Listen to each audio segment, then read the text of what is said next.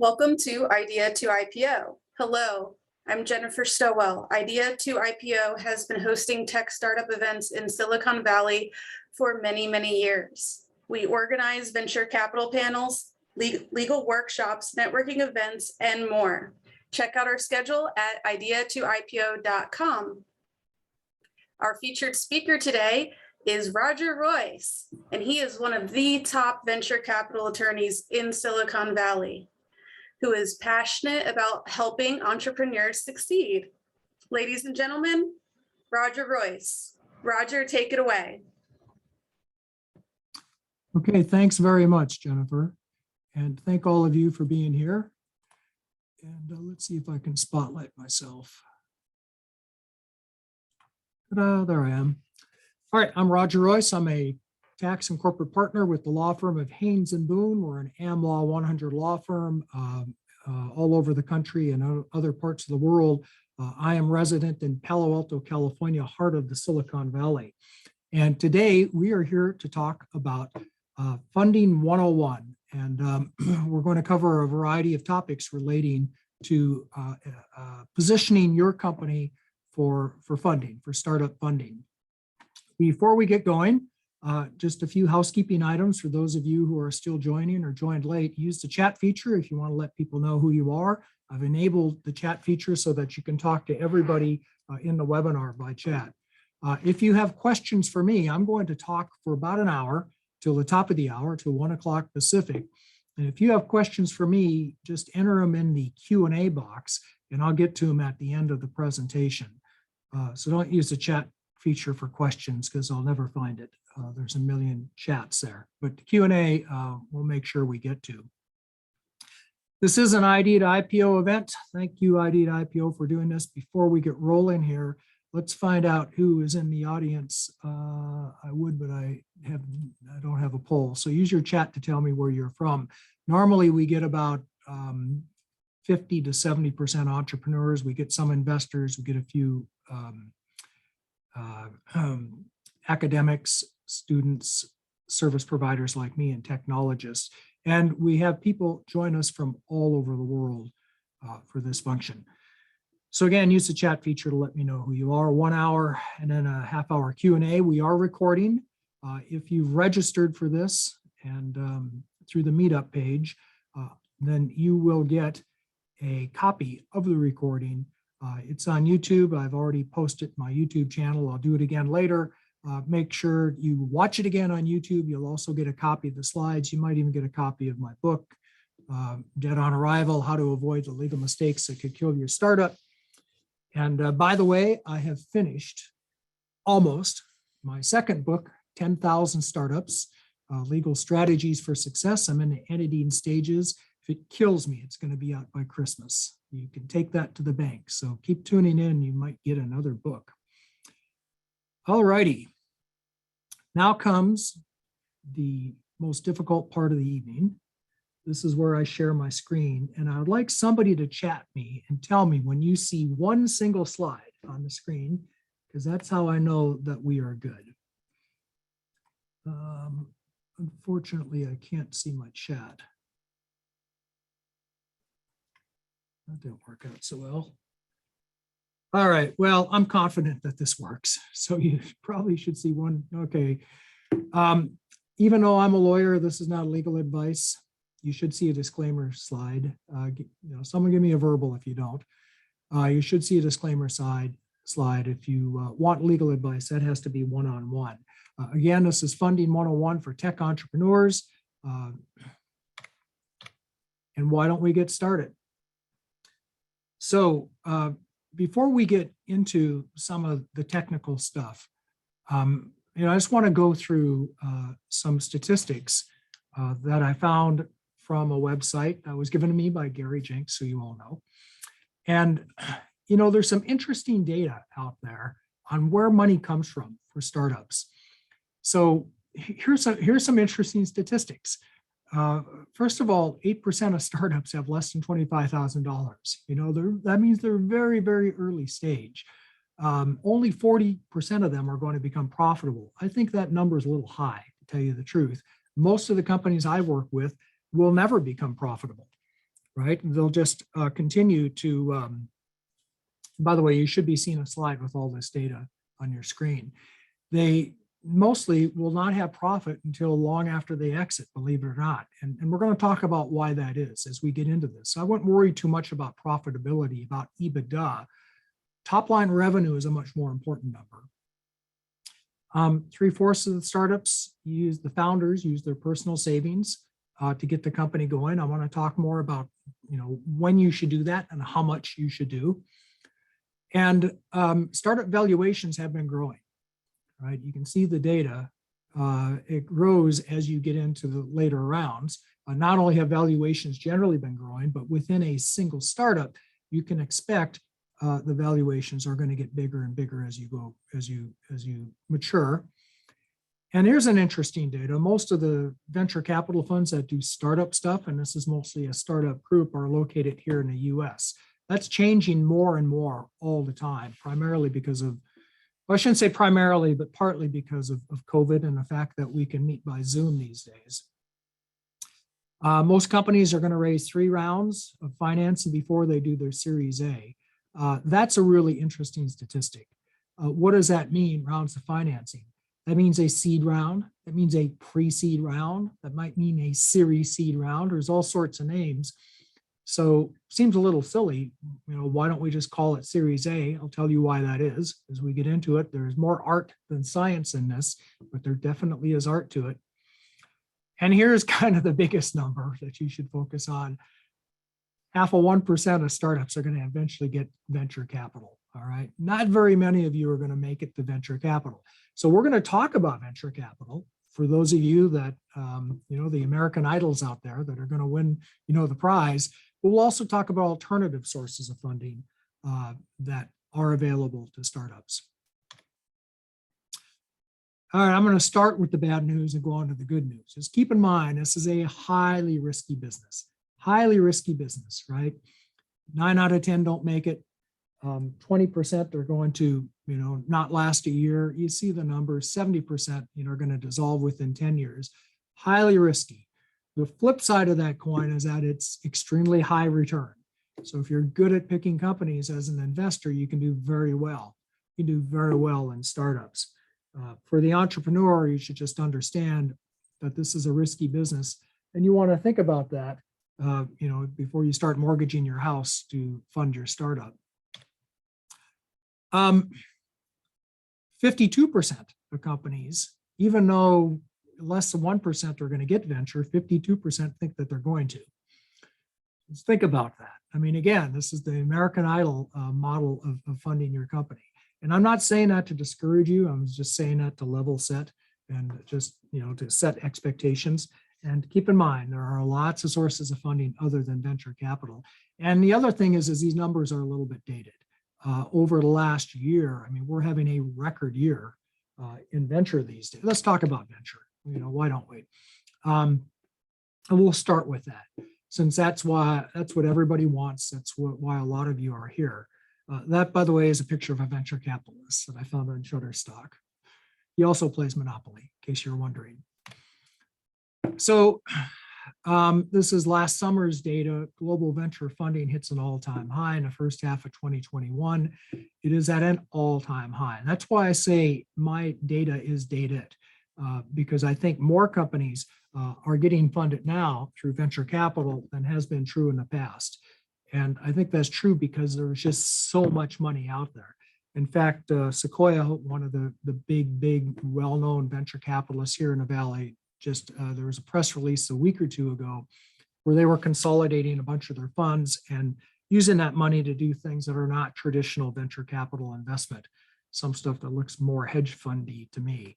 And I conclude from that there's probably not as many deals. There's more money chasing deals than there are deals for the VCs that they want. So all-time high funding, also all-time high money to be invested. Here's some data, again, same idea. This is from last year. Last year was a record year, 130 billion. This year, the first half shows us that we're on track, to hit a much higher number than that.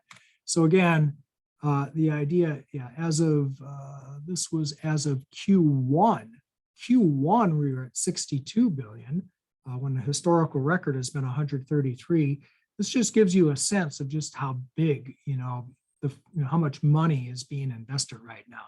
So I started with the bad news, not many companies get venture. The good news is there's a lot of it out there and more companies are getting it. So where has it been going? This is kind of a good little chart that I got from Crunchbase. It shows that the bad news is a lot of it's going into late stage. And that's been a trend for the last few years. VCs have been, saving their dry powder for later stage rather than starting with early stage stuff. But you'll notice here in 2021 that green bar has increased, quite a bit. So I think we've seen more early stage investment this year. Angel has remained relatively consistent. Through Q2, that graph just keeps going up, right? Those numbers just get bigger and bigger. And this is growth investment. Probably not a lot of you are at growth stage. Probably most of you are at early stage, right? This is early, right? This is Series A or before. And you can see that those bars keep getting bigger. So lots of money available and it just seems to never end. Same idea. This is seed and investment, seed and angel. We'll talk more about what that means, but for a lot of you who are not going to venture capitalists, you're going to angels, you're going to the seed investors, you're going to the micro funds or the super angels or whatever. You can see that fewer number of deals, but way more money invested as of the second quarter of 2021. I'll have third quarter info pretty soon. And since we've got quite a few folks from Europe, I just want to mention, just look at the numbers in Europe. Holy cow, look at the numbers in Europe. European venture is just really exploding, right? Again, it's mostly late stage, but nevertheless, man, that green bar has gotten bigger and even the angel seed bar has gotten bigger. Okay, so things are looking up. Here's a drill down on the early stage through Q2 of this year. Just look at the increase, from Q1 to Q2, 5.9 to 7.6. This is Crunchbase data, and they ought to know. So lots of money in Europe as well. Again, seed and angel has gone up as well. Most of that in Europe is United Kingdom. Germany has a pretty big chunk of it. Sweden has a big chunk of it. They've got quite a startup thing. Startup peoples, you probably heard of. They've got quite a startup thing in Scandinavia. France has got a big chunk. I've been, I don't speak French, but I do speak to the French quite often, it seems. And the Netherlands, especially around agritech, which I do a lot of. I don't know if you're doing a lot of $100 million rounds, but more of them, even coming across my desk. I didn't used to do those very often, like once a decade. But lately, there's a lot more bigger rounds. And this is old data, but, unicorns. Venture-backed acquisitions is high. The number is high. It's, this is a monthly number, so it kind of varies quite a bit. But this only goes to February of this year. I can tell you anecdotally, and what we mean is that that's companies that VCs invested in that had an exit, an acquisition exit, M&A. And I can tell you that there is a tremendous amount of M&A activity right now. I'm getting calls every day, new calls every day saying, we got to sell our company, we got to do it by the end of the year because the tax rate's going to go up and we don't want to, we're going to lose our QSBS treatment and all of that stuff. We'll talk more about that later. But there are a lot of dynamics, that are creating a lot of FOMO, I guess, pushing companies to get sold. And yeah, it's busy times. Let's move on. Let's talk. I'm here in the Bay Area. This is a Silicon Valley thing, but the Silicon Valley, I like to say it's more of an idea than a geography.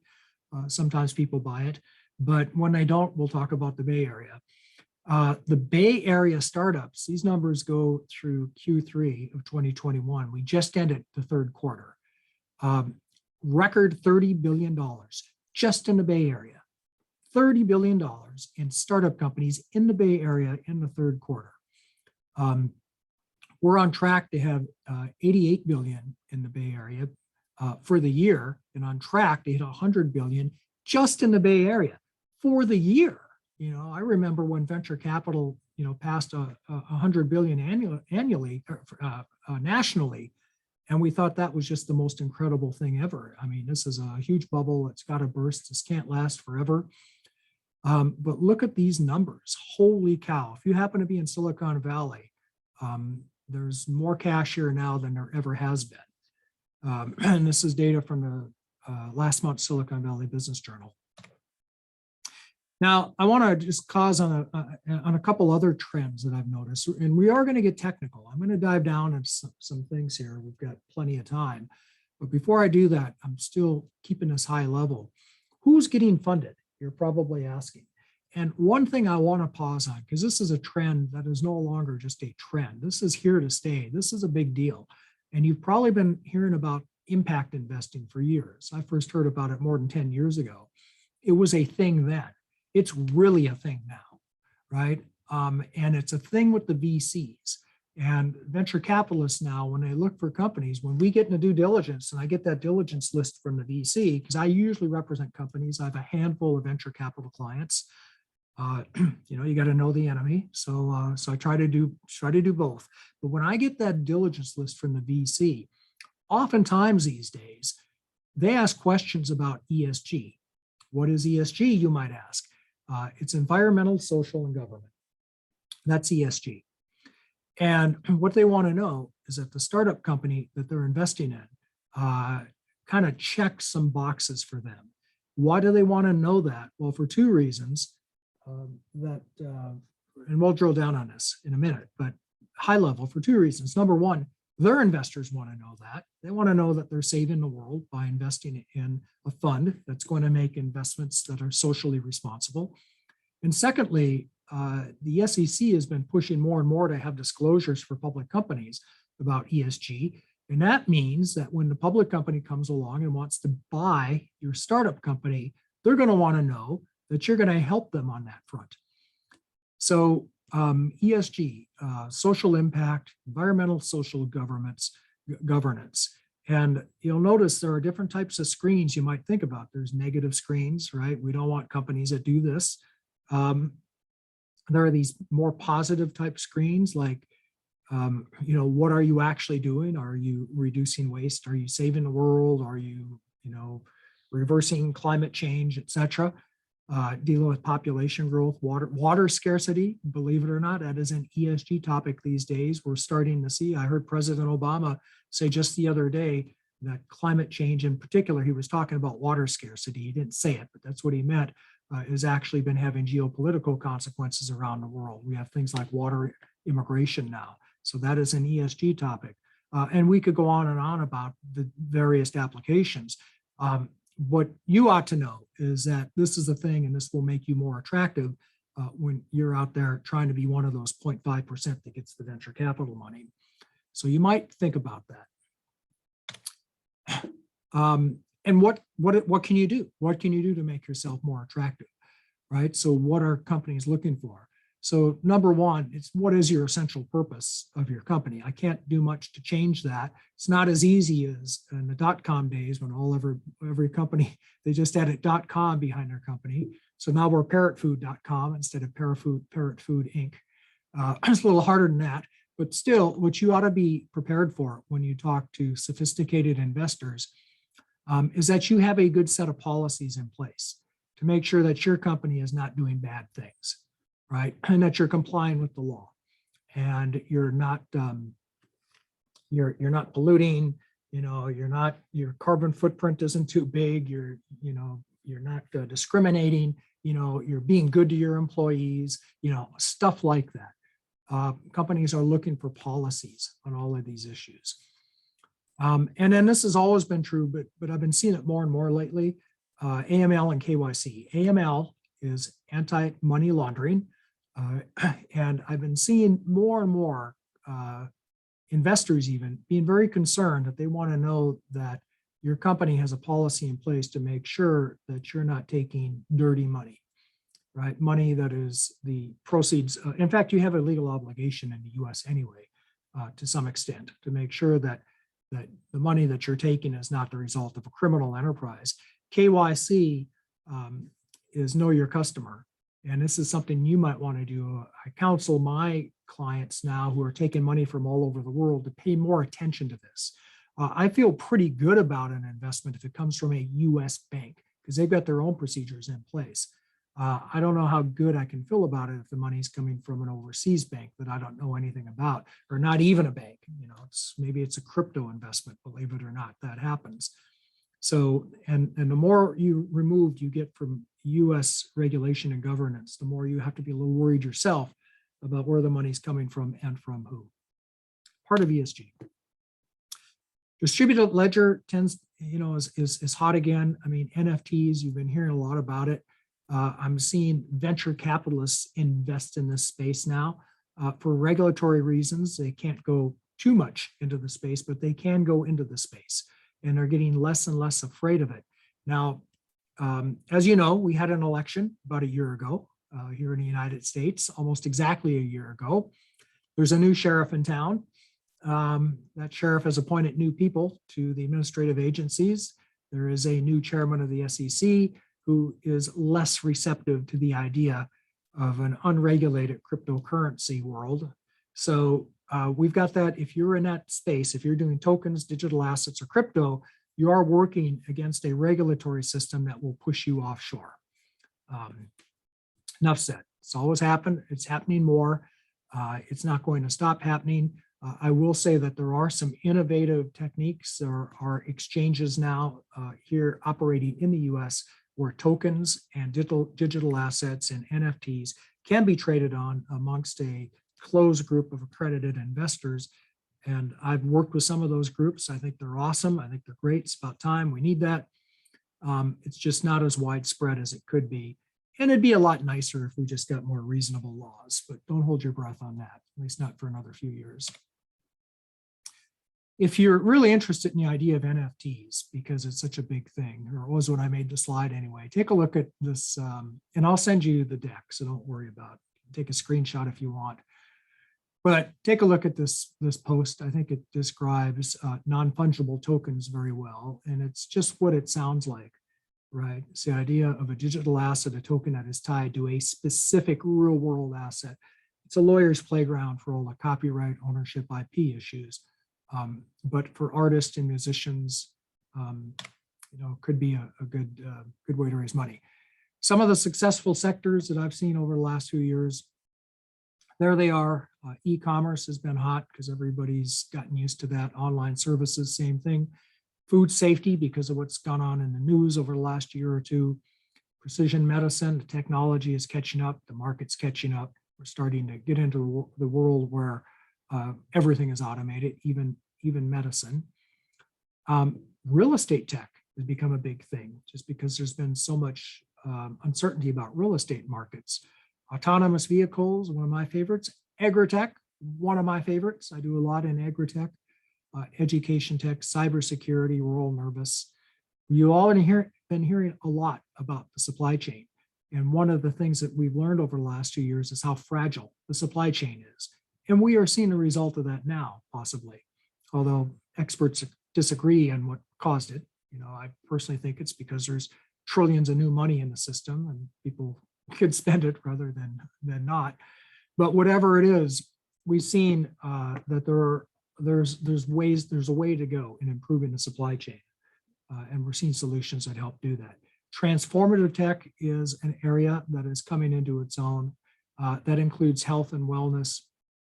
It includes any technology that makes you a better person, in effect, is how I define it. And then energy tech, as the world gets more and more sensitive to where their energy is coming from. Okay, let's get into talking to investors. So a few basic principles that I want to start off with before I kind of drill down into some nitty gritty. Number one, just keep this in mind. Just number one rule. Your investors, you're marrying your investor. Your investor is your partner. You have to be prepared to be with that investor for the rest of your company's life. Okay, you can't just buy them out if you get mad at them. You can't kick them out. You can't get a divorce, at least not very easily. So think of investors as being partners. Just keep that in mind. Above all, that should be a crowning thought. Second principle or concept I'd like you to keep in mind is the idea of staging your financing. Entrepreneurs are unhappy with me sometimes when they come into my office and they say, we don't want to spend the next 5 years raising money. We've got a world to save and a business to build. We're just going to raise $50 million right now in one offering. Number one, no, you're not.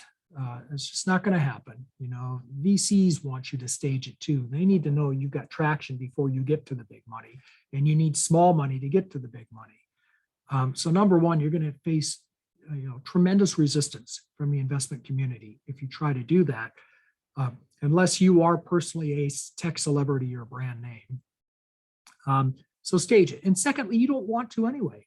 You don't want to sell a large amount of money at today's valuation. You want to sell, you want to take a small amount of money at today's low valuation and take more money at tomorrow's higher valuation, and even more money at next year's much higher valuation. I can give you some real good numbers on that as to how that should work, as to where you should value your company and how much it should go up and when you should take that new money. But for now, get the concept, stage your financing. Just get used to the fact you're going to be diluted. All right. Some people, we've heard about non-dilutive financing. Yes, it exists. The best kind is called revenue. If you got revenue, congratulations, good for you. It's the best kind of financing to have. People will just give you money. You might get government grants. My experience is that's a lot of work. You might be able to put that effort someplace else. But other than that, your funding is going to be dilutive. That means that you're giving up a portion of your company. You no longer own 100%, you and your founding team. You're going to own something less than that every time you take money. Why am I making such a big deal out of that? Because you really need to watch those numbers so you're not surprised at how much dilution you've got. There's another principle. If you have an ego, get over it. The valuation is not a metric for what your company is worth. As odd as that sounds, that's what I said. Valuation is not what your company is worth. No one knows what your company is worth, right? Your company is worth what the market says it's worth, right? Yes, we can go find appraisers and valuation experts, but a lot of the companies I deal with are too early for you to have meaningful metrics for those appraisers and valuation metrics. So that means it's really just who knows what you're worth. So how do investors value a company? It's not going to be what you're worth. It's going to be based on what they're going to get out of the deal at the end, based on their set of fundamental expectations. And I actually have a memo. If anybody wants to see it, just email me. That has about 30 different methods for valuing the unvaluable, if that's a word, valuing companies that can't be valued because you're just too early. How do investors do it? And there are rules of thumb, but basically, fundamentally, they're just looking, what's our horizon? What are we going to get out of this, and when are we going to get it? Early mistakes. I wrote a whole book about it. Buy my book, or maybe I'll send you a digital copy. Cheap money over expensive money. That's the problem with money. It's just so expensive. I'll tell you what that means later. But money comes with strings. You want to take the money that doesn't have as many strings. Here's a principle: don't sell common stock to raise money. Just don't do it. Just don't do it. Your common stock is very cheap, right? Preferred stock is very high priced. Sell the preferred stock. Use the common stock to give to your team. And this is not really a principle, but I popped it in here anyway. Get a data room. It's just going to make your life so much easier if you can start collecting stuff in a data room from day one. And that way, when you do the inevitable due diligence, you'll have everything gathered where you want to see it. Okay, where is that money coming from? Founders, of course. Remember, 3/4 of founders put their own money into a company, but be careful about that because it is, go back to slide 1, a high-risk venture. Debt financing, not so much for my early stage companies. My late stage, yes. Government grants, again, not so much because it's so time-consuming. Friends and family, almost always. Angels or seed investors. If you're going anywhere, you're going to have to get through the gauntlet of the angels and seed investors first. Incubators and venture studios, I hope we get to talk about pitch competitions, and then institutions. Just keep in mind there is alternative financing, non-dilutive, rewards-based crowdfunding. You go online, you say, please give me some money to make my movie, etc. I'll send you a hat with my name on it. Crowd financing, which has really gotten good over the last couple of years. The SEC loosened up its rules on crowd financing. You can raise $5 million now in a crowd financing from non-accredited individuals. It's in low amounts, but I'm seeing more and more companies doing this. The websites have gotten way better. The system has gotten better. The business model is better. We can use special purpose entities. There's lots of things that make when the Jobs Act first introduced. So crowd financing is the idea that you can go out to the crowd through a portal. That's a web portal, an internet portal, and you can take small amounts of money from lots and lots of people, and you can get your first $1 million that way. Well, now you can get your first $5 million that way. The transaction costs are relatively high, right? You might have to have a business plan. You might have to have an audit, depending on how much you're raising.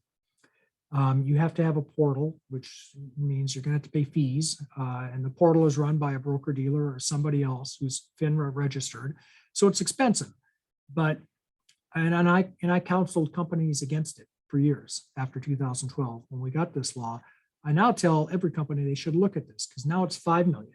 So those transaction costs as a percentage of the raise have gone down. And it's also gotten respectable. And it's also gotten much easier to deal with. And we haven't seen this sort of flood of shareholder litigation that all my litigation lawyer friends warned me was going to happen. Hasn't happened. So it is a legitimate way to get money. ICOs, STOs, IOs, that's tokens, initial coin offerings. I do a whole hour on that. You can find several videos and slides. In fact, I taught a whole class on it. You can find, dozens of hours on it on my YouTube channel, and I'll post a link before we go. But if you're going to do that, just keep in mind, you're either going to go offshore, or you're going to do that with a small group, closed group of accredited investors. So keep that in mind.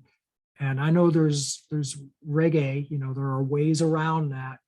I just haven't seen many companies do it other than those two ways. I've heard everybody talk forever about the theory of how we could do it otherwise. It's a practical matter. You don't see ICOs in the United States anymore. You see them offshore, but there are other alternatives if you can go after a smaller group. Royalty financing. This is really interesting. SEAL stands for Shared Equity Appreciation Loan. And what this means is that you go to the investor, and this is for small companies that might not be ready for an equity raise or might not be able to get one. You can go to an investor and you can say, look, I've got a revenue stream.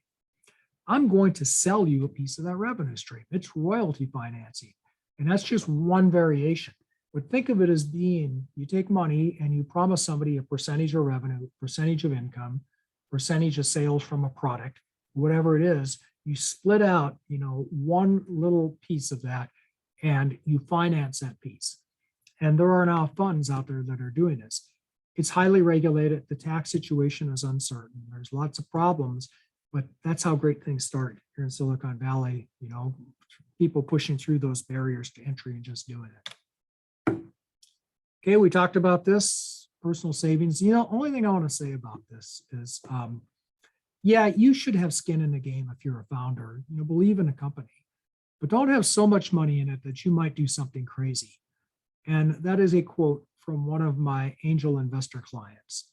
He looks for skin in the game, but he doesn't want to see so much that the founder might lie to them. All right. And I have heard lawyers sit there and counsel their clients, oh, you should clean out your 401k or mortgage your house so you can finance this company and pay my fees. I'm never in a million years going to tell you to mortgage your house to finance your company. If you do that, that's on you. You're taking a risk. You better really believe in what you're doing. I'm never going to tell you to do that because unfortunately, I'm a lawyer and I see when bad things happen. How much do you typically raise? These numbers are a little old, but there was a time when you would raise 25 grand from an angel. I think it's 3 or 4 times that now. Angel groups, 250 to 7. What's an angel group? Exactly what it sounds like. You don't go pitch to one rich doctor and dentist. You pitch to a whole room of doctors and dentists, right? They form a group. There's lots of good ones here in the Valley. Definitely should get in with them because that is really good use of your time. And they will get together and sometimes pool their money and make an investment. And those are angel funds when they do that, FUNDS. When they don't, when they each make their own individual investment because you've given a joint presentation, that's what I would call an angel group. Early stage VC, plan on one. If you're going to go to a VC, it better be more than 1.5 million, even the smallest micro VC. Now, I know that they will do a couple 100,000, but that's just to get in to the real round. Okay.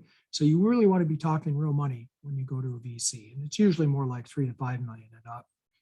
And then later stage, Series B, et cetera. Although A rounds are this big now too, but I need to update my numbers probably. There's inflation, let me put it that way. So when you do finally get to the point when you're going to go talk to an investor, you're going to pick a lead. And this is venture capital stuff primarily, but it can be, super angel as well. Just keep in mind that you want smart money. Remember what I said? Take cheap money, not expensive money. We'll talk more about that.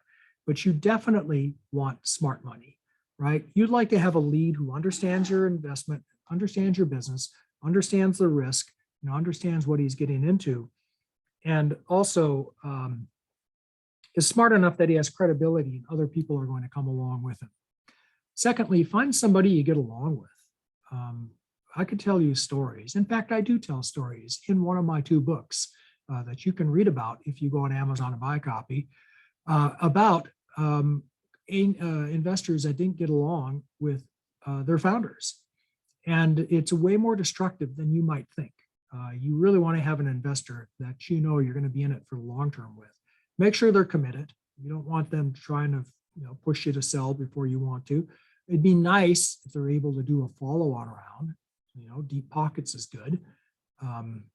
It's not only good because you need the money, it's also good because it sends a really bad signal to the later investors. If you're early investors, say, oh no, not me, you fooled me once, shame on me. And secondly, and lastly, it's nice if they have a nice big network. In particular, if they have a network among other successful big funds or investors that can come into your round, because these things are usually done, they're often done as a syndicate. Not going to talk about debt financing. That's not really appropriate for most of the companies I deal with. If you're a candidate for debt financing, of course you're going to do that. You are not going to take expensive venture capital money when you can take cheap 1 or 2% interest, probably 4% now, bank debt. So that's not what startup companies do. If you've got that kind of cash flow, you're in a wrong webinar. However, if you do take debt financing, just be super careful about guarantees, personal guarantees. That is the promise the bank gets from you to repay that debt. I have a whole chapter about that in my book. Money from government, we talked about. Friends and family, 23,000 is probably up by now, but look at that, 40% of startup founders are getting money from friends and family, right? That's where you go first.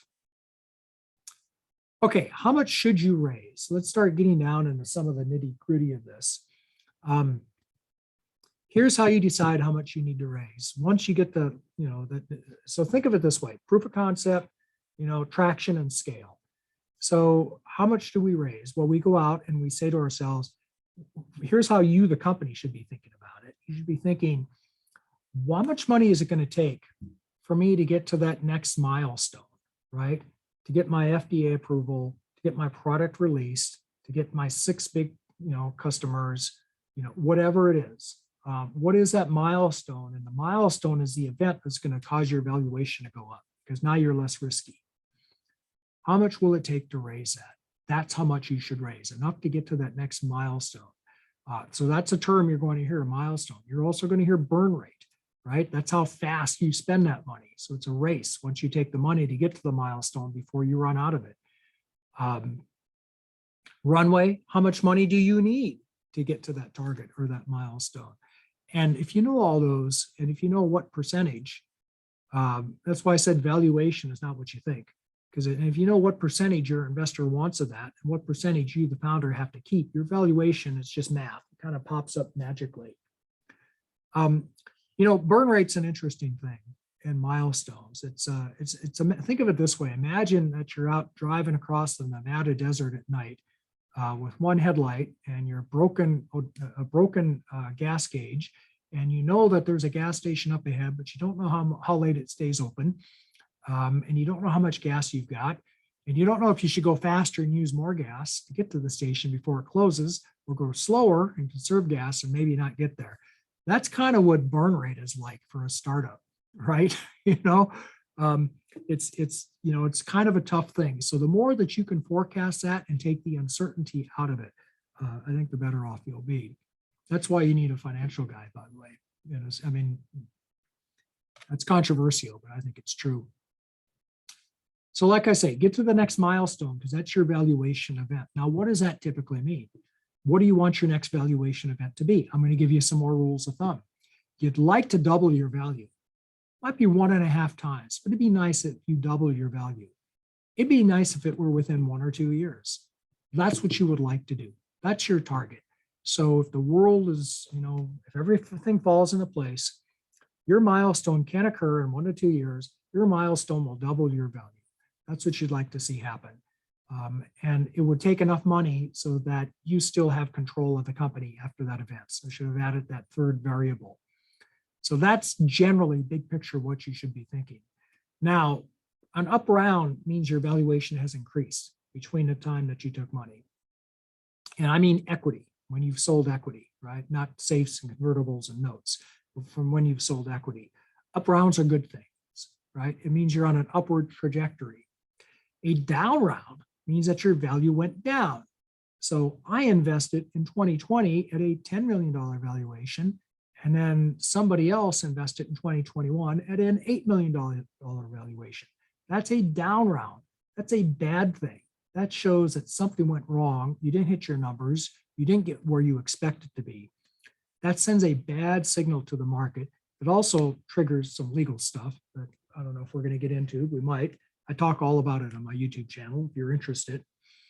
But you really want to avoid down rounds. And that's why it's really important to try to project and to try to project accurately. You should have an executive summary. You've all heard about this, 1 page. Just let your investors know at a glance if you're a candidate for them: team, projections, market, industry, intellectual property. That's what I like to have on my executive summary. By the way, on this point, team is super important. You've heard that a million times, but let me just add to that and say, yes, team is super important, but what does that mean? Pedigree is nice, okay, but domain expertise is really nice, right? If you have someone on your team that understands the market. I do a lot of work with agriculture, I think I mentioned. So when I see an ag tech startup, it's really nice if we can get a team member who actually knows something about farming, or about food distribution, or about supply chain, or something like that. And if we can't get them to be a founder, let's get them to be an advisor. Get them on the team, sign them up. Projections, just between us, everybody knows that projections are pie in the sky, all right? Everybody knows that these are forward-looking statements, meaning that this is what we hope happens and what we think can happen. And we have a good faith belief that we can hit these numbers. Other than that, everyone knows they're made up, okay? So you have a little bit of leeway on projections. Just be careful as to how ridiculous you get. I've seen, well, I won't give you specific examples, but I've seen people go a little too far out on what they thought they could do, and you lose credibility and they're not worth anything. Oh, sorry, I'm not quite done with that. Market. Make sure you describe your market accurately. You should be able to do that pretty quickly. It might not even exist yet, but be able to describe it, industry, etc. IP and patents. I'm a big believer. I'm a lawyer, so I believe in intellectual property. That is technically your right to keep somebody else from using your ideas or applying them in the way that you are, I should say. I like patents. I think you should patent early and often. I think they're worth something. If they're good patents, requires a federal registration. We do a whole session on this. You can find it on my YouTube channel.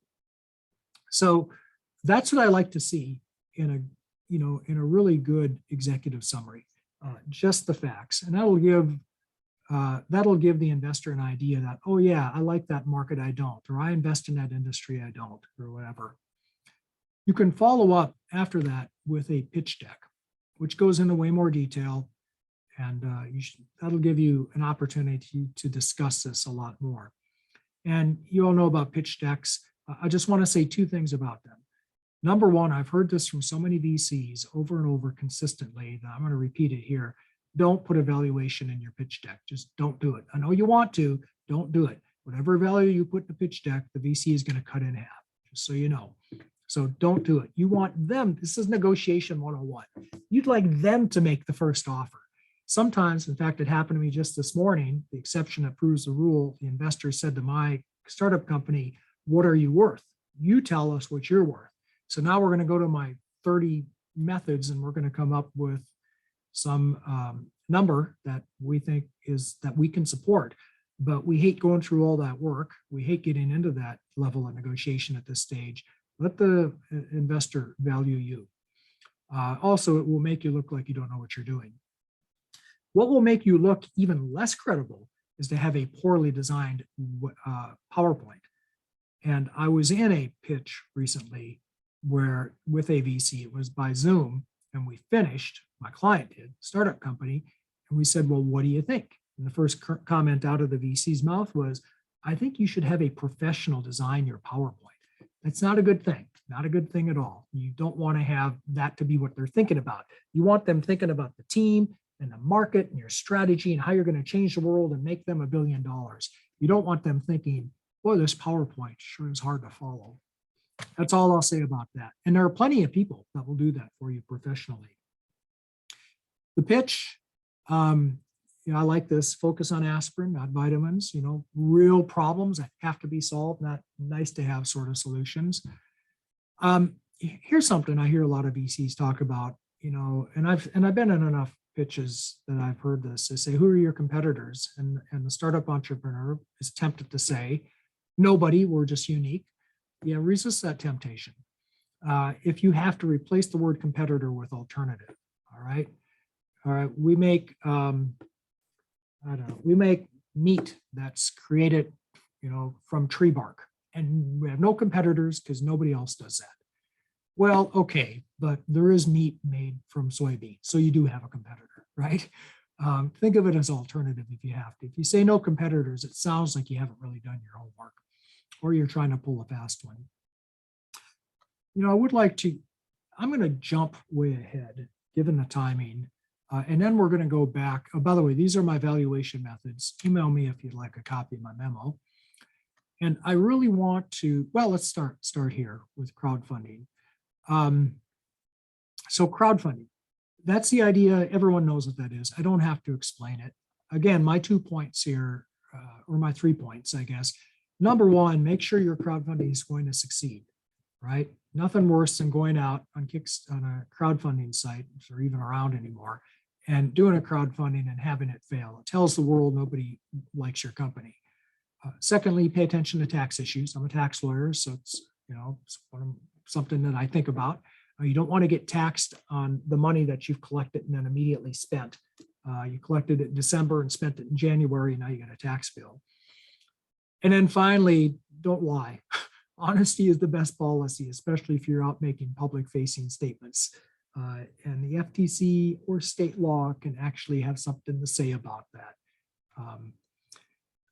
I could, at this point, reference a well-known criminal trial that is going on in San Jose about somebody who has been accused of not following my rule about honesty being the best policy, but I'm not going to. Equity crowdfunding. This is where the real juice is. This is where you're selling securities through a portal, online, sanctioned by law. We talked about this already. Those are some of the very popular platforms. My tip for you on this is if you're going to do this, and everyone, feel free, consider it. The law has changed. Well, let me tell you how. Number one, you can raise $5 million in 12 months. You can do this through a custodial arrangement or some sort of arrangement that allows you to pool all of your crowdfunding investors in one. And thirdly, there's this thing called testing the waters that is allowed now, which means you can go out and say to everybody, hey, if I were to sell securities under a crowdfunding, would you buy some? You couldn't do that before. That was a public solicitation. So it's gotten to be, really accessible to a lot more companies.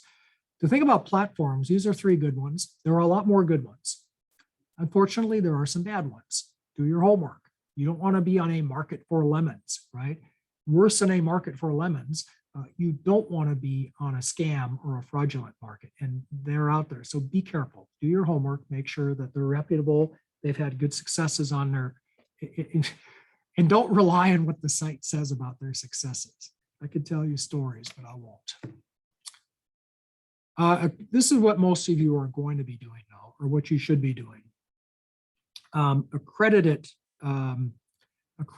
only equity crowdfunding, or just equity financings, or financings generally. But what this means is you're selling only to rich people. And by rich people, I mean rich people by 1933 standards, right? It's $1 million of net worth, excluding personal residence, or annual income of $200,000 a year, $300,000 jointly. Now, there's 2 ways you can do this.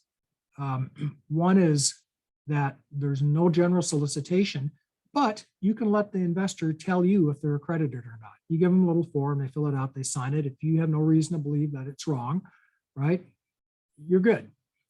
506C is where you can advertise. You can advertise the sale of securities in your company, and people can buy it, but those people who buy it, they have to be accredited. They have to be 1933 rich, and you have to verify, right? And that means you got to get a letter from their accountant or their banker or their lawyer, or from an online accreditation service. So this is awesome. This is huge. This really increases your access to funding like you wouldn't believe.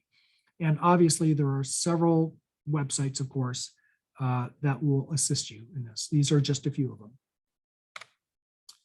Reg A Plus, if you're raising $75 million, look at Reg A Plus. If you got an extra $500,000 to $1 million to spend on legal fees, give me a call about Reg A Plus. Otherwise, we're not going to talk about it here. ICOs, we talked about. Royalty financings, we talked about. Angels, by the way, does anyone know what that is? I'm from North Dakota, where we have snow. We have weather there. That's a snow angel, in case you're wondering. We talked about angels, angel groups, and angels funds. I talk a lot about this in my book. Make sure you've got a good angel. They've got good connection to funding. They can give you mentorship. They understand their money's at risk. Stay away from the angels that are going to demand constant meetings. They're going to constantly remind you that you took their money and now you owe them. And damn it, why didn't you hit your numbers? And I thought these projections were real. And then the ugly, those are the ones that might sue you. I say this in every presentation, I'll say it now, know who you're doing business with. You know, if that requires a background check, do a background check. If it requires going down to the courthouse and checking the litigation file, do it. I do it, you should do it, right? You just don't want investors that are going to create lifelong problems for you, no matter how much money they want to throw at you. Similar to the people who are litigious and might sue you if things don't go well, there are the people that are just going to create problems. Believe it or not, I've seen this happen more than once. This is the investor that discourages the next investor from getting into your company because he doesn't like the terms. Stay away. We're going to jump ahead of this because we cover this in detail. Instead, we're not going to talk more about venture capital. I really want to talk in a little bit of time that I've got left about venture studios, because this has gotten very popular. And it's, by the way, it's nothing new. Idealab had a venture studio, many, many years ago down in Southern California. But what I like about this idea and why I'm pausing on it now, I haven't ever covered this before in a presentation, but I want to now. So a venture studio, it's not an accelerator, it's not an incubator. They get in earlier. They actually provide team members. They put in cash. They take a much bigger share, like maybe 50%. And I would encourage you to look at this Google it. You can find this article online to tell you everything you want to know about venture studios. But incredibly, they are having a very good success rate as compared to other types of investors because they provide so much to the company. I think it's really worth taking a look at and considering. They're also called venture builders or company builders. Now, look at that line, bet on the train, because the horse of the jockey. So I oftentimes, when I do panels on idea to IPO panels on venture capital, I say to the VC, I say, hey, do you bet on the horse or do you bet on the jockey? What I mean by that is, do you bet on the team or do you bet on the technology? And oftentimes, they'll say one or the other. The venture studio says, oh, no, we're not betting on either of them. We're betting on the trainer, right? We're betting on the model. We're betting on the venture studio that's going to support them. It's an interesting idea and it's worth taking a look at. Closely involved in day-to-day operations, they take a lot of equity, and the employees, they might even stick around after you get funded, or even when you go on to your next big thing. Okay, I really wanted to get that in the last before we finish. So I guess the last thing that I want to mention to you here is just keep in mind that this is a team sport. Whenever you do financings, I know it's really easy to go online and download documents and do it yourself. I can promise you, you're going to screw it up. I'm sorry to say that, but I can promise you, you're going to miss something. You're going to miss some state securities law requirement. You're going to download the wrong document. You're going to get the latest thing that some very famous accelerator has put on the internet, which is heavily investor favorable. And you're going to adopt terms you don't understand and work against you, and you won't know it until things go wrong. So this is a team sport. You should have lawyers involved, and there are plenty of good lawyers in Silicon Valley that do this stuff, startup lawyers. You should have a CPA, I believe. You want someone who understands numbers and tax. I think it's important. You don't have to have bankers, brokers, or finders. Absolutely don't. But sometimes they are part of the team, people who understand the finance. Instead, you might have a CFO so that you can be confident in your numbers.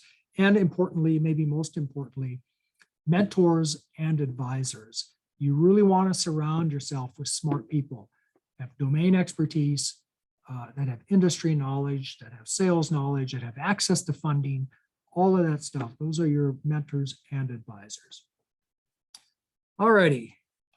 So by my calculations, I'm going to stop the share. And we have come to the top of the hour. And it is now time for me to go to the Q&A section. And before I do that, if anybody's been chatting me anything I need to see, yes, there is a very important question in the chat. It says, what's your email address? There you go. Good question. All right. So what's a good source book on funding in the early stage? You know what? I'm glad you asked that. I wonder if I can share again, because I've got a really good bibliography. All right, hold on here. I'm going to share this bibliography. I'm going to email this to you as well, but I do have a bibliography of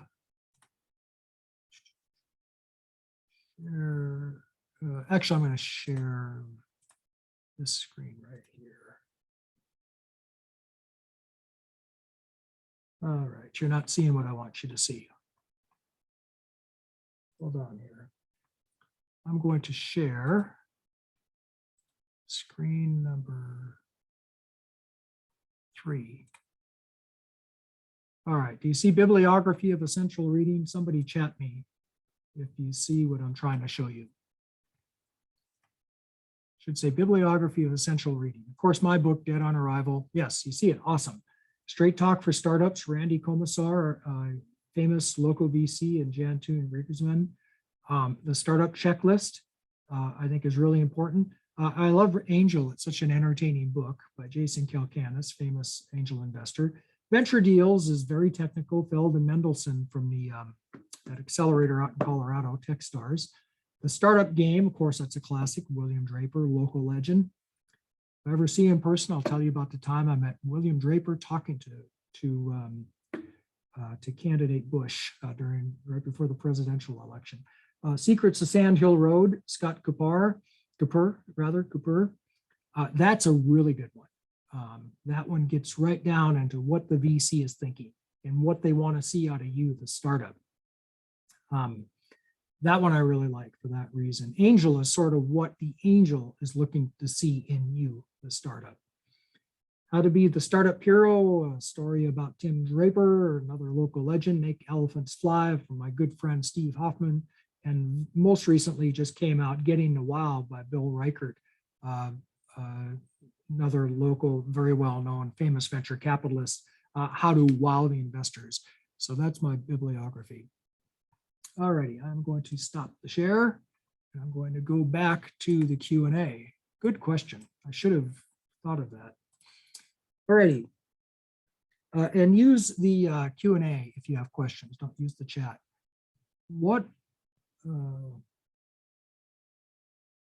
Okay, somebody here is obviously in the wrong webinar. I'm not going to read that question because I don't want to get arrested. Okay, next question. How many of the 100 billion invested in the Bay Area are estimated to have come from overseas? That is a really interesting question. Let me tell you, I do startups. I do tech startups. That's most of what I do. And way more than half of my clients are companies that have come here from overseas. And people come into the Silicon Valley. We do a whole presentation here at Idea to IPO on how to move your startup to Silicon Valley. I have several hours on this. And people come here for markets. They come because it's a big market. It's a $6 or $7 trillion of market cap is in Silicon Valley, depending on how you define Silicon Valley. They come here for markets. They come here for talent, right? You can find exactly the people that you need. And they come here for also for money, right? That $100 billion. But they come here, they move here, and then they go out and make the rounds. But it's a large number. I'm guessing anecdotally, if my experience is representative, it's more than 50%. So let me pause on that to tell you a story. I ran into one of my earliest clients, someone I met more than 30 years ago when I first moved to Silicon Valley, not long ago. And I'll tell you who it is. It's a fellow named Martin Babinek. He is the founder of TriNet. And so we had lunch last week, and we were talking about Silicon Valley. And Martin Babinek, founder of TriNet, which did $4 billion in revenue last year, it's NASDAQ listed. He said to me, he said, you know, he's from New York. He said, if I had not moved to Silicon Valley and started my company there, it would have failed, right? My company would have failed. My company that does $4 billion a year in revenue is NASDAQ listed. So there's a real thing going out here. And you know, it's less significant now because we've got Zoom, we've got teleconference, but people come here for those reasons. They at least can get their start here, or they can at least get some traction, or they can at least move the ball a little further. So of that 100 billion, I'll bet it's a big number. Thanks for the question.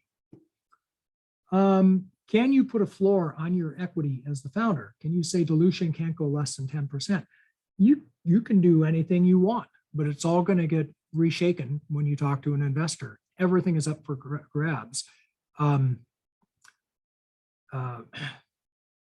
I'd be careful about that. You can do it, but for two reasons. Number one, the investor will make it go away if they don't like it. You know where we see that is in some of the more exotic types of stock, you know, Class F stock, Series FF stock, stuff like that, where the founders are hardwiring maybe a super vote.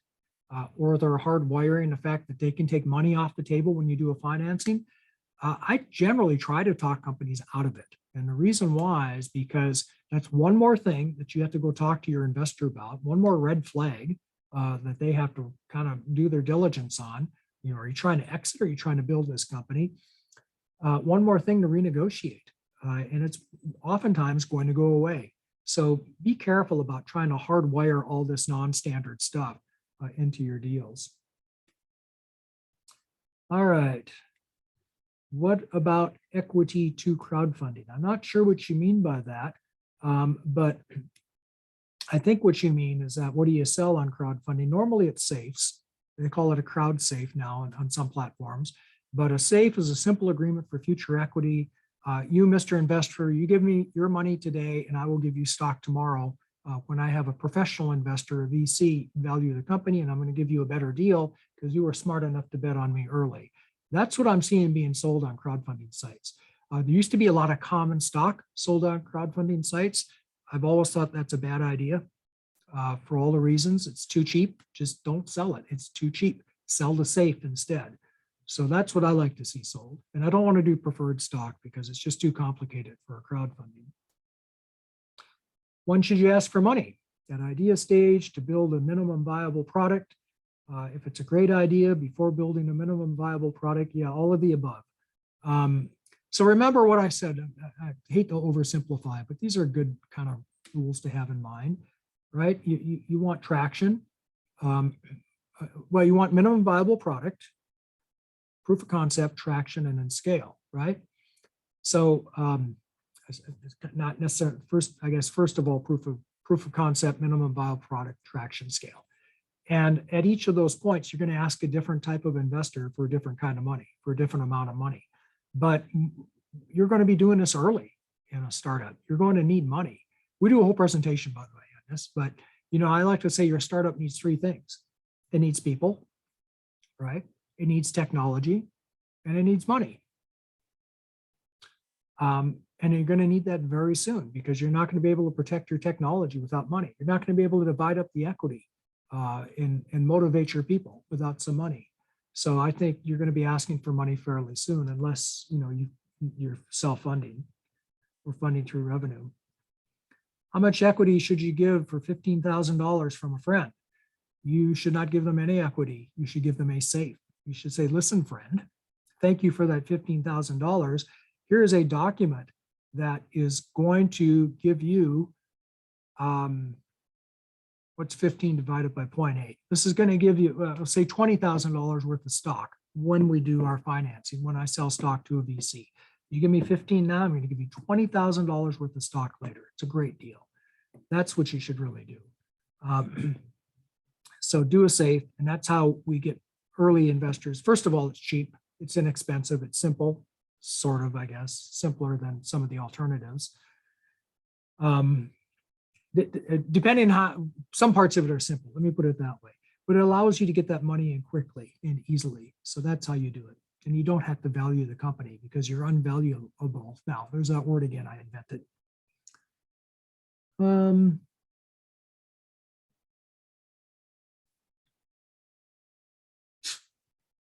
All right. Somebody asked if you need to use the same law firm to do your IP as to do your corporate work. No, not at all. Use as many lawyers as you want. Let's see, what else do we got here?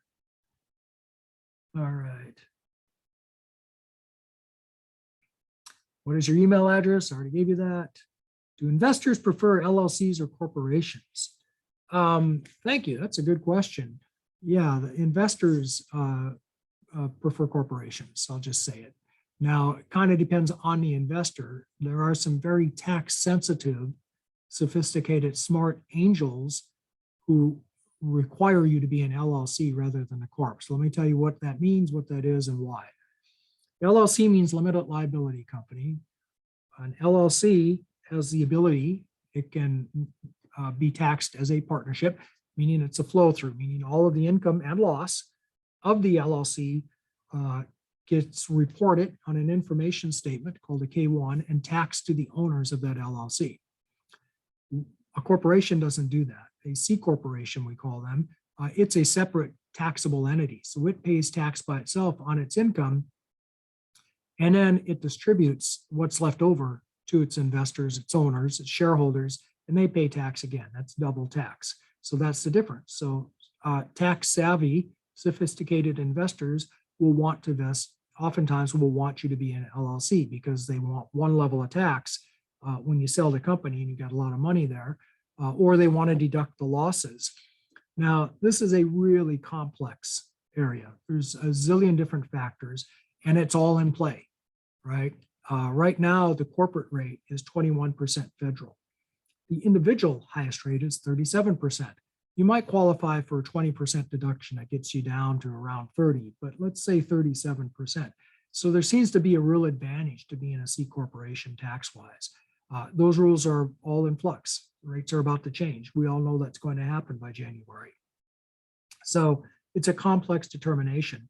The bigger issue, however, is not tax as much as I like to talk about it. The bigger issue is that when you go to the venture capitalists, they are absolutely going to insist that you be a Delaware C corporation.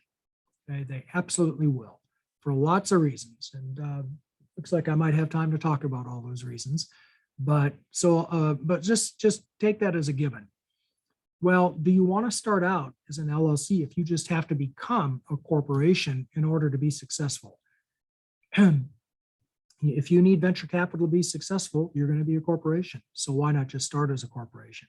So I tell a lot of companies to do that. I say your later investors are going to want you to do that. That's sort of the short answer. I might circle back and talk about why VCs prefer corporations. See, you mentioned that the VC for pre-seed will invest $2 to $5 million. Is that current? In my sector, the numbers can go up. Yeah, you're right. Very sector specific. And it says your sector is cybersecurity and the numbers are much higher. You know, I shouldn't even put numbers on my slides anymore because we're in crazy times, right? We've not only got the highest inflation in 20 years, maybe longer. We've got crazy things going on in the market in terms of companies being valued. So so VC for pre-seed. So yeah, that's a small VC if you're at 2 to 5 million. But pre-seed, that's a pretty big pre-seed round. But again, it is sector specific. You know, we have a question here about what is a SAFE. So let me pause on that for a second. A SAFE, simple agreement for future equity. So like I said, it's like a convertible note with no repayment obligation. You investor give me the money today, I, the company, will give you stock later. It's a simple agreement for future equity. Now, here's what you should know about it. It's not simple. I do a whole presentation on this. It's not equity, right? So just keep that in mind. And it's not safe either, if you want to know the truth about it, because it's very high risk capital. But it is different than having to price around and sell preferred stock. It's a lot different than that. And it's different than a type of round where you have to value the company. You can defer that valuation decision. And that's the beauty of it. And that's why almost everybody does SAFEs now for their early round here in Silicon Valley. By the way, you get outside this valley, people want to do convertible notes again. And that's just like a SAFE. It's here, I'm going to loan you money, and you can take that money and you can take that money and build your company, but you're going to have to pay me back or give me stock down the road when you do a financing. All right. Here's a question. Great presentation. Good question. Thank you.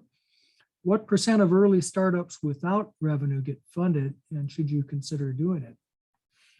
You know, in the old days, that was way more common. Back before Web 2.0, that's how old I am. You could do that without revenue, and there were fewer VCs and there were fewer companies and there was a smaller ecosystem. But again, now, you know, your super early investors are going to want you to prove the concept, right? Your angels are going to want you to have a product.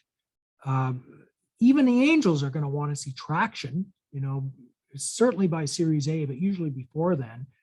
And the VCs are definitely going to want to see that you have scaled or can scale. So it's hard to do any of that without revenue. Now, having said that, if you're a biotech company, it's a long ways to revenue. So there's lots of exceptions. I guess it depends on the industry. So what % without revenue get funded? I don't have that number. Anecdotally, it's less than before, but it's still a substantial number, like probably 10% in my experience. How to determine if you're moving too slow? How do you know when it's time to take on outside funding? Is it worth the risk to retain equity and build a track record, revenue, and user base? Boy, there's a lot there. If you're moving too slow, So most of the companies I work with, they not only experience explosive growth, they have to have explosive growth, right? It's really a matter of survival. If they don't grow fast, somebody else is going to do the same thing they're doing and take the market. So they can't move fast enough. And that's why you go to a VC. We didn't talk a lot about venture capital economics, but let me just tell you that it is very, very expensive money. That's why Randy Commissar says don't take it unless you absolutely have to. Most of the companies I work with, they absolutely have to, because what they're doing is super high return, but it's also super high risk. And no one's going to lend to them, and no one else is going to give them money. So, like I say, most of the companies I work with, they've got an idea, right? Somebody else out there has an idea or an alternative, if you will, and they need to be first into the market. And they can only get first into the market if they get big money from a VC that can, go buy a bunch of Google ads and build out the IP and make it work, all that stuff. So yeah, if you're in this space, you can't move fast enough generally. How do you know when it's time to take on outside funding? Well, there you go. There's the rub. There's the big question. Is that outside funding, giving up that equity, is it better to have, 80% of the post-funded pie or 100% of the pre-funded pie? I mean, do your numbers. For most of my clients, it's a no-brainer. It's like we're either go big or go home, or we're a yogurt shop, right? And if we're a yogurt stand, we don't want venture capital. We're happy just making our money and making a living and going home at night. On the other hand, if we're go big or go home, we have to take the venture capital money or we won't be around tomorrow, right? We need that money to execute on our plan. So oftentimes it's just not that tough a decision. Now, once in a while, you do come across a company that could do both. They could say, look, we can continue to self-fund and we can build our business just through operations and revenue, and we can build a pretty good little company here, right? Or we can go get venture capital and maybe scale it and have a smaller piece of a much bigger company. That's a tough decision. It's a decision you're going to have to make at some point in your company's life. The sooner you make that decision, the better. What was it? Was that the philosopher Foucault said Socrates. Everyone has to make a decision in life, whether they're going to commit suicide or not. It's kind of that way with a startup, are you going to go for it or not? Where do you find meteors and advisors? Well, I'd look in the sky for meteors, but if you're looking for mentors and advisors, I think you find them by being here in the rainforest of Silicon Valley. A friend of mine wrote a book called The Rainforest. He's a VC in town. And that's what he talks about is why you need to be around a lot of people that do what you do. And I'm not saying it only has to be here in California. Miami is 5 times as much funding this year as last year. I would say that is a good example of good policy in Florida. 5 times as much funding for the startup community as last year. Miami is really happening. So this is not the only place where you're going to find good advisors and good mentors. I guess in your case, the questioner says I'm in sports and entertainment. Well, LA sounds like a great place. Las Vegas sounds like a great place, but to find people that know that space.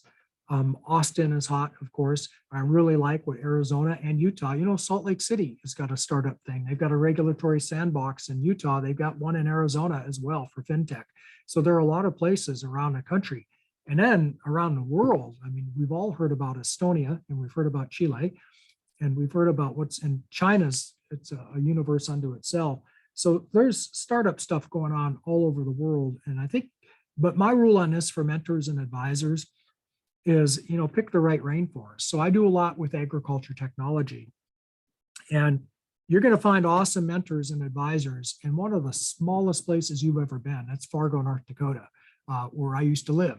But there are a lot of people there who really know this space, right? And there are big companies in ag tech coming out of Fargo, North Dakota, right? Same here in California. Salinas has got 2 incubators and accelerators for ag tech.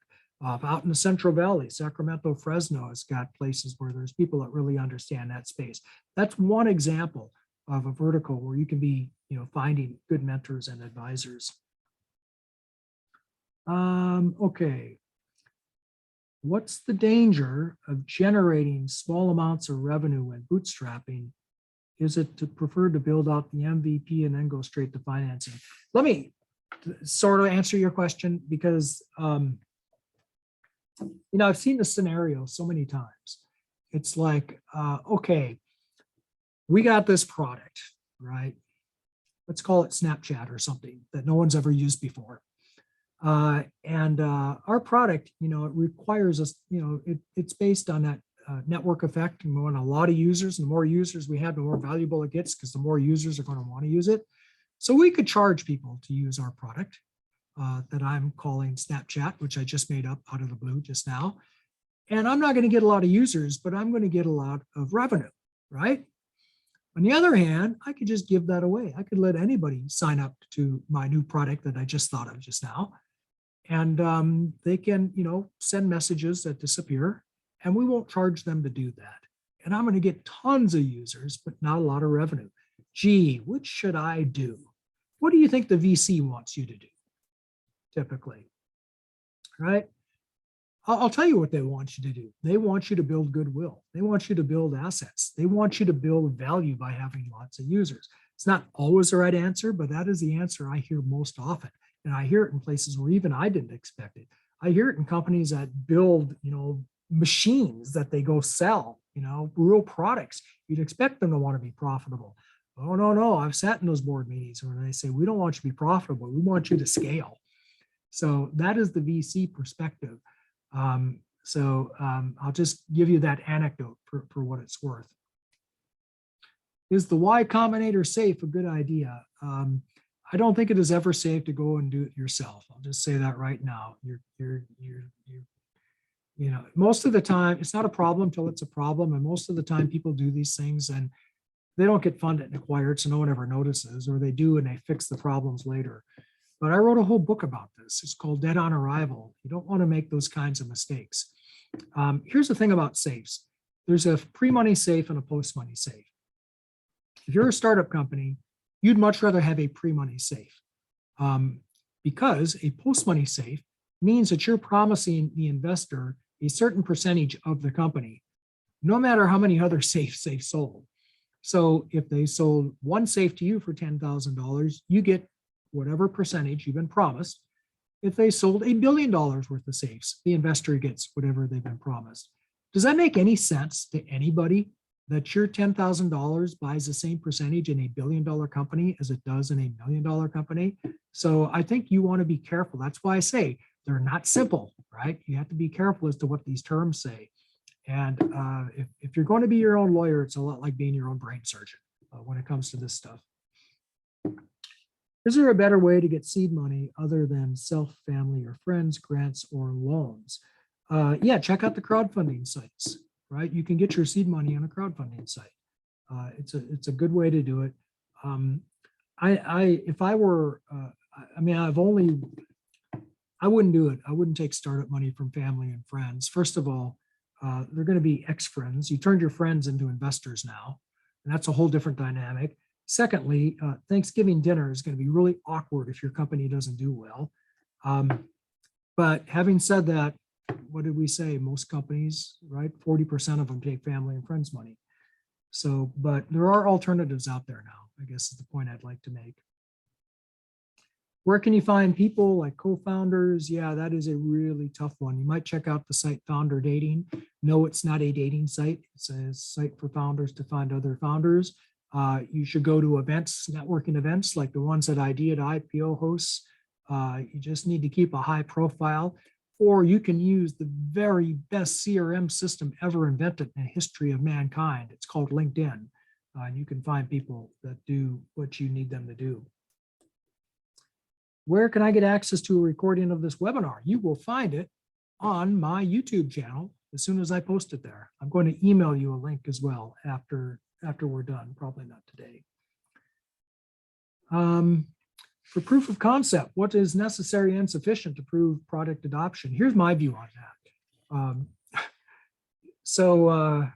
Let's say that you've got all these customers and you say, look, this goes beyond proof of concept. This is traction.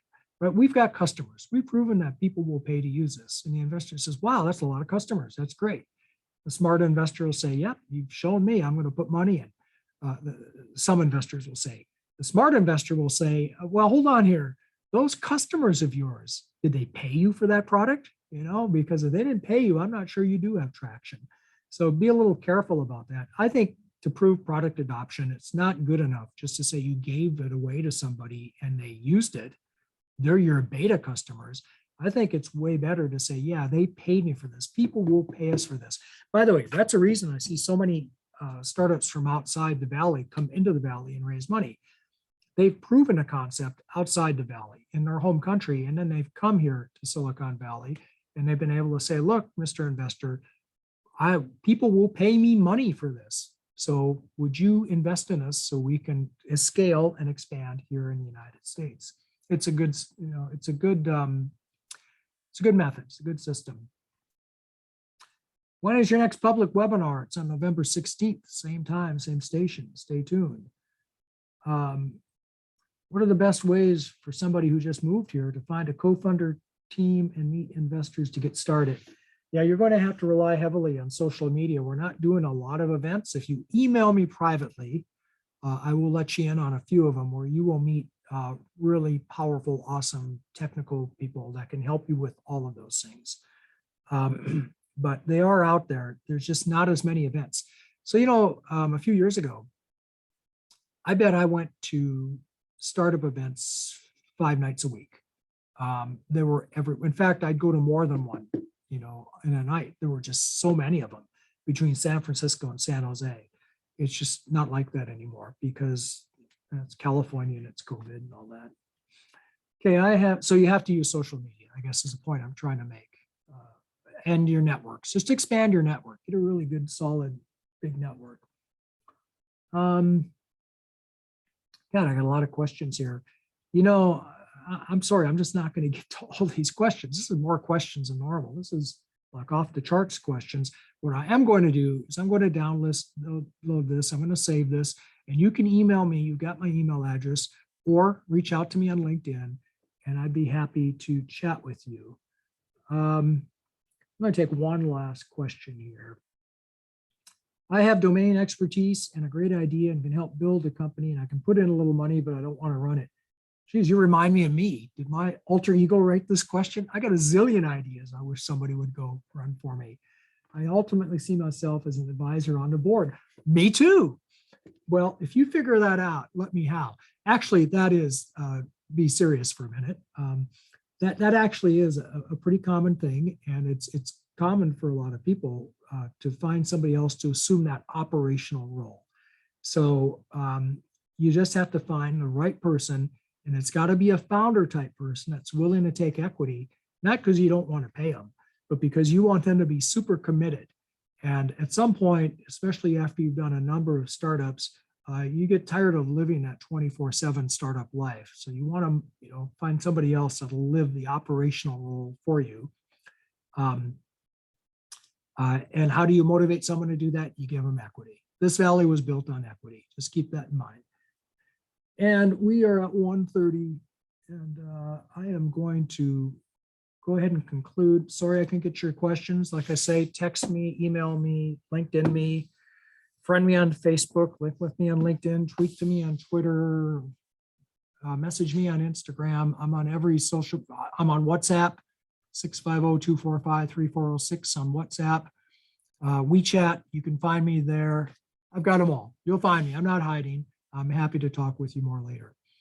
So again, thank you all for being here. And at this point, we are now concluded, and we will see you next time.